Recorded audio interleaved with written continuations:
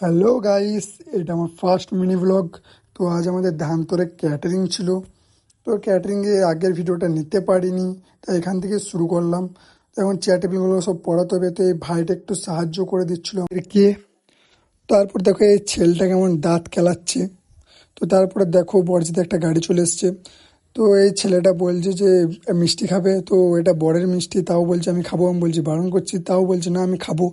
তো শেষমেশ সে আর মিষ্টিটা খেতে পারলো না। তারপরে বোনটার সাথে দেখা হলো, তো এই বোনটার নামটা জিজ্ঞাসা করছি, তো ওর নামটা ওর হাতেই লেখা ছিল।